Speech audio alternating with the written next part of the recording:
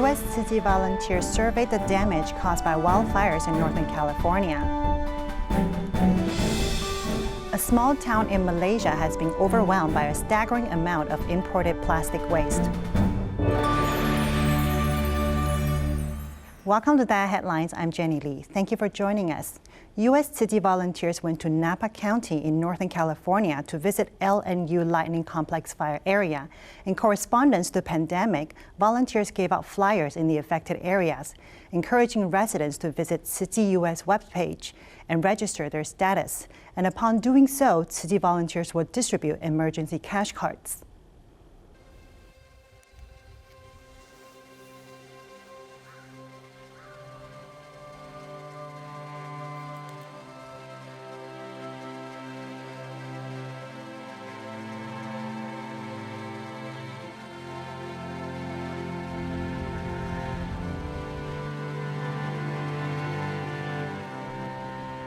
I'm part of the crew on disaster investigation, and I think actually being here feels real compared to seeing this on video. It is very impactful, and I can see the severe damages.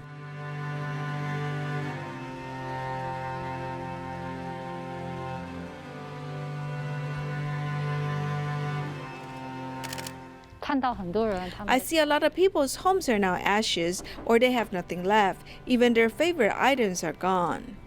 I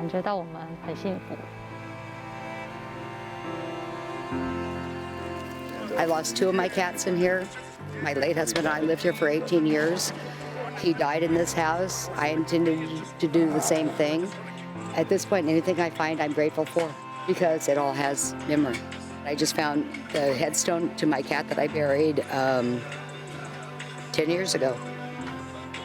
And that means something.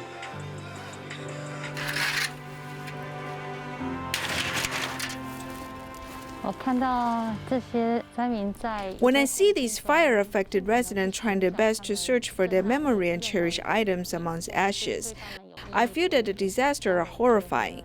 So we should cherish the things we have now and be faithful yet careful.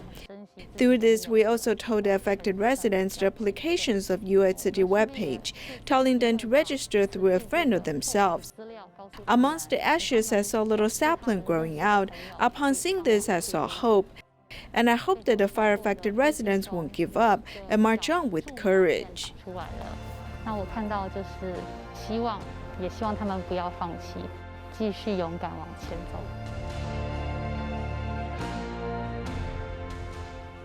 Malaysia celebrated its 63rd National Day last month. Sociologist Dr. Azeem Fazwan thinks that the ethnic groups in Malaysia are coexisting peacefully. But if the country wishes to create a harmonious society, citizens need to make efforts to understand different values and cultures while respecting one another. Malaysia is a land of cultural diversity. It has been 63 years since its independence. On this land, Malaysians who live with each other for more than half a century, do they really understand each other's culture? The reporter went to Penang's Georgetown to ask several locals.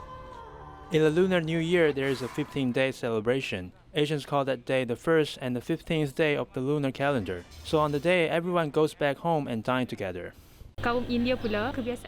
Indians normally put a dot on their foreheads. Black dots represent peace and peace of mind, and married women have red dots. Malaysians normally use right hands to shake hands with them. Left hands are a dominant hand for them as they use it for toilet cleaning. If they use the left hand in shaking hands, it will be disrespectful. Having 56 races, Malaysia is crowned the Diversity King of Asia.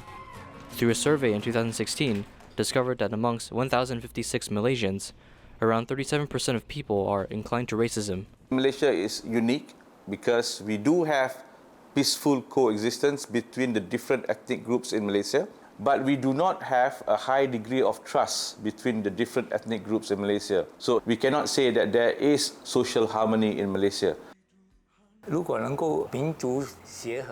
If there can be social harmony amongst different cultures and the unique Malaysian cultures developed, everyone would definitely come to see our diversity in culture. Tourism would benefit too.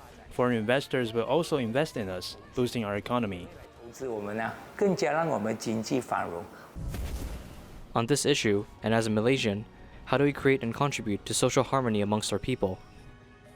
Social harmony referring to a situation whereby there exists a high degree of trust and also mutual respect among different groups in a particular society. A thorough understanding of the Constitution is a must. Our Constitution gives recognition to all ethnic groups. You need also to understand the values and also the culture of a different ethnic group. Then we are able to live harmoniously. Social harmony is just an ideal. As long as people respect each other across cultures, a harmonious society will be nurtured. Here's to hope more people contribute to this goodness. Tzu Chi after-school class student Fazwan went to Tzu Chi kindergarten, and when he graduated, he enrolled in a Chinese elementary school. Fazwan's father hopes his child can learn how to be a kind person and respect different values in a diverse environment.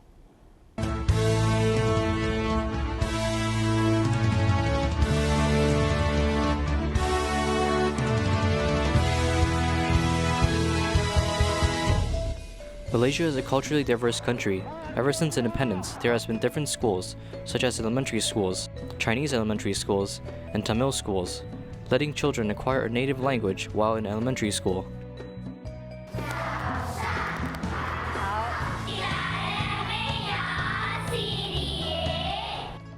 Recent data have shown that students attending Chinese elementary schools have a rising trend.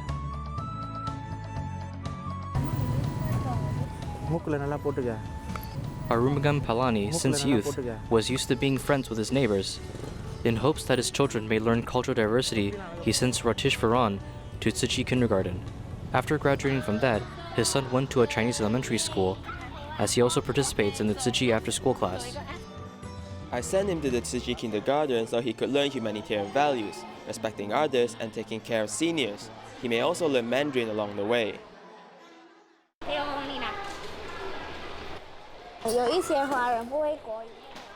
Some Asian people don't know Malay or English, but I can still talk to them.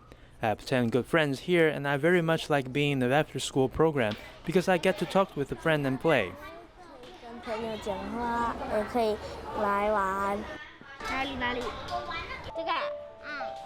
In the classroom, besides Ratish Faran's popularity amongst classmates, students have the chance of learning different cultures through interactions. I think that he's a good, funny person. We talk a lot and joke around. When he does things, he organizes well, and he also likes to help others. I once heard from him that during Diwali, they light up oil lamps and put sand on the ground. At the month of December, I eat the tangyuan, and during Mid-Autumn Festival, I carry the lantern. To Arumugam Palani, if people respect each other across cultures, peace will be brought upon the society. The place where I grew up had 3 big cultures. I also learned the Asian culture and Malaysian culture. If we respect each other, people will help one another and the society will be peaceful. Living in a culturally diverse society, people must learn ways to understand and embrace each other in order to create a peaceful Malaysia. Suryati is an Indonesian housewife who came to Malaysia because of marriage. Under her aunt's encouragement, who is a Tzu Chi volunteer, Suryati began going meatless. With good cooking skills, she opened a vegetarian restaurant, allowing more people to taste the wholesomeness of vegetarian meals. The delicious Chinese tuna fried rice is a must order for customers coming here. It is also the signature dish of the restaurant. I like his food. A lot of varieties and delicious. I work in nearby here, so I frequently come here. In COVID time also, I frequently come here. Indonesian housewife Suryati has great cooking skills up her sleeves. She owns a vegetarian restaurant for 12 years. Although when she first started, there weren't that many customers, this never affected her heart of promoting vegetarianism.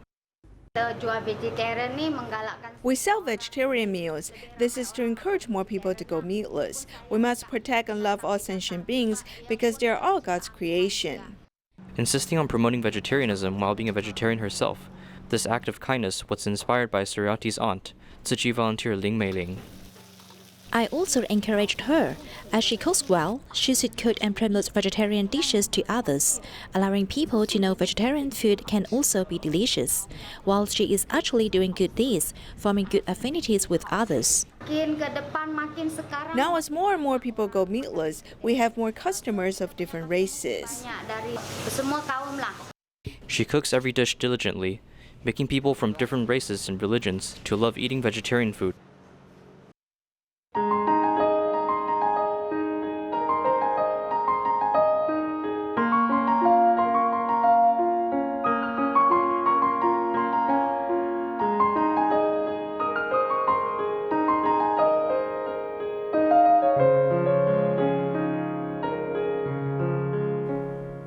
As China banned the import of foreign garbage, Southeast Asian countries such as Malaysia have been accepting this wave with dire consequences. Although the Malaysian government restricted the import of plastic waste, it has not been effective as many developed countries continue to send their waste. In our next story, a village which is a 30-minute drive from Port Klang has become the center for illegal waste treatment and burial. Let's take a look. In our continuing series about where foreign garbage is going, we come to Malaysia, which has accepted waste after China rejected it. This has caused serious domestic pollution problems. Jerome is about a 30-minute drive from Port Klang, the largest international port in Malaysia. It is on the main route from the port to the capital, Kuala Lumpur. Because of its convenient location, the area around the village attracted more than 50 foreign waste recycling plants in 2018. Our place is officially from Port Klang, but we are very close to Kiri Island. I'll take you to see later. There's a private port over there where you can smuggle a lot of containers. If you see customs over there, it is just a simple check, and it is very easy to buy this person off to get illegal goods past them.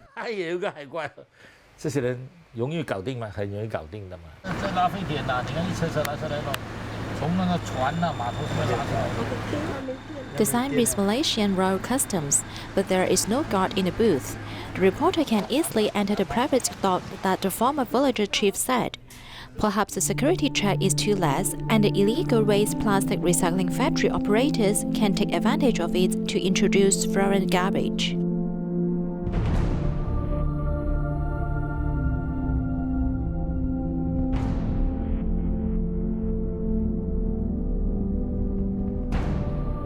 Malaysia says it will send some 3,300 tons of imported plastic waste by illegal recycling factories.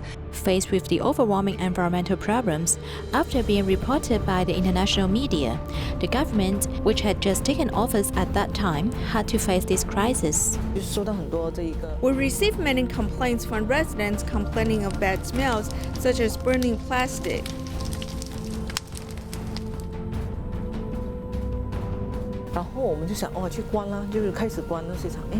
And then we went to investigate and found out that the more we looked, the more we found.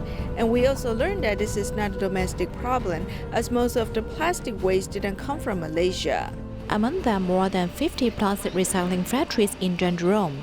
More than half are illegal factories, and they are located in hidden palm oil plantations.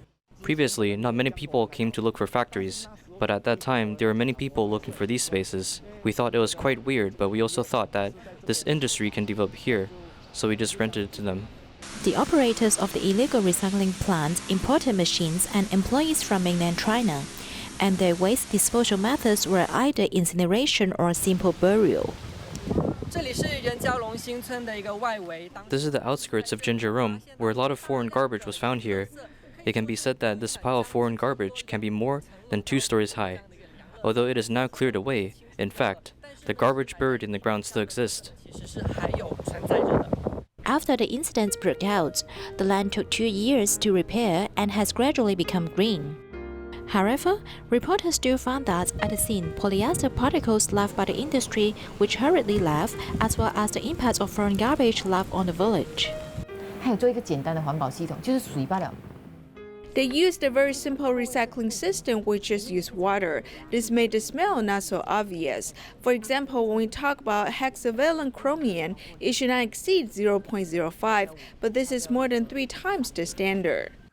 This waste plastic recycling factory is like an invisible killer operating 24 hours a day to transport waste plastic imported from other places and making ester pellets to be transported back to China for huge profits. These economic advantages have led the environment to suffer major damage. The PTASKR Environmental Association launched a protest against the import of foreign garbage, bringing this issue to light as new concern was shown for John Jerome. Some factories move into this rural area, which has been a big problem. We don't know where they drain the wastewater and how to get this evidence. Sometimes we can't get in the daytime as we have to go at night to get the evidence. The speed of cracking down on illegal foreign recycling plants appears to be slow, mainly because law enforcement agencies have to coordinate between different departments. It's not that we didn't deal with it immediately. When we were in the meeting, we ordered our law enforcement team to close the factory, but the factory is still operating secretly. Later, after receiving the attention of the international media, an